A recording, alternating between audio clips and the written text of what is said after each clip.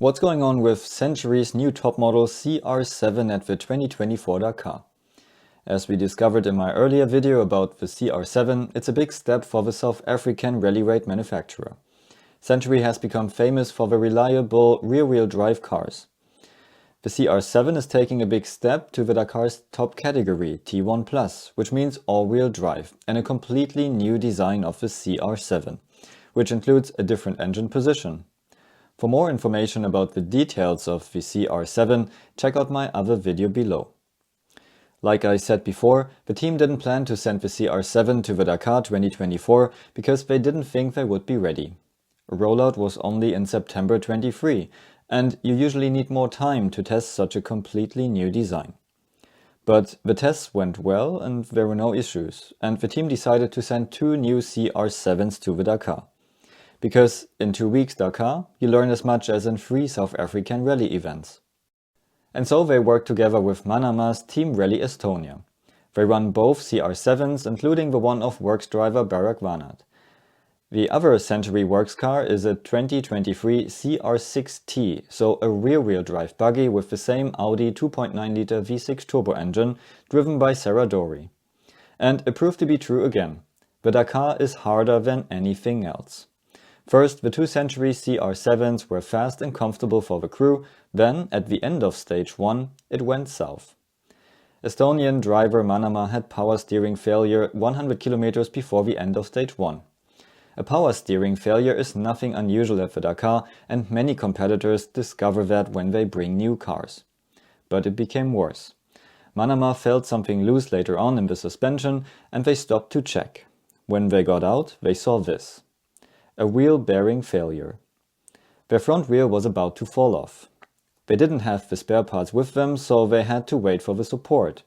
Because they were off the track, it was hard to find them. The spare parts arrived when it was dark already, and after they fixed the car, they reached the camp at midnight.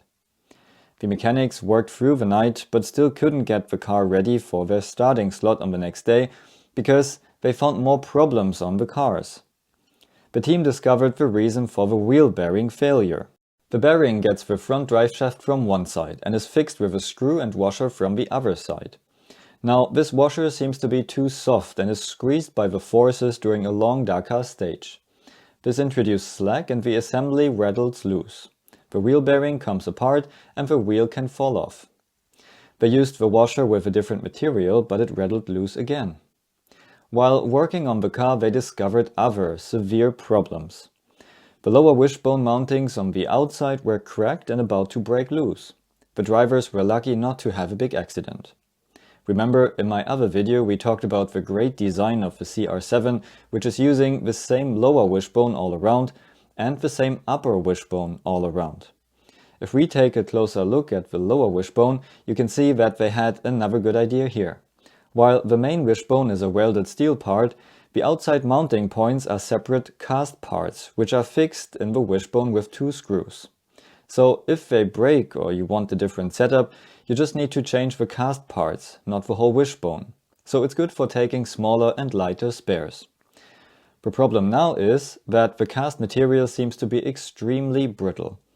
These connections at the front axle were cracked of both cars, so the mechanics changed all of them.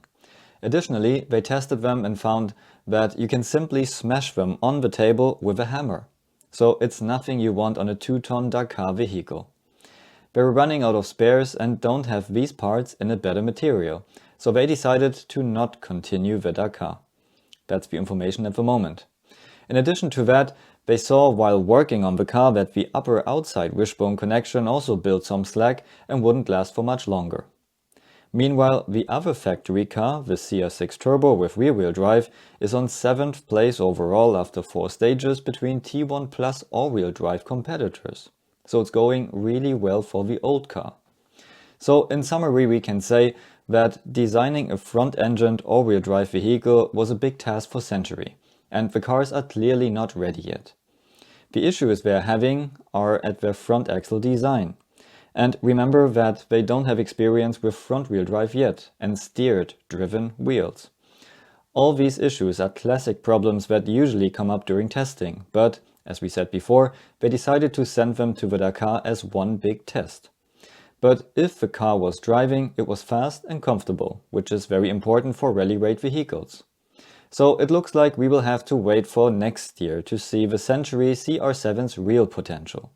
See you at the next one.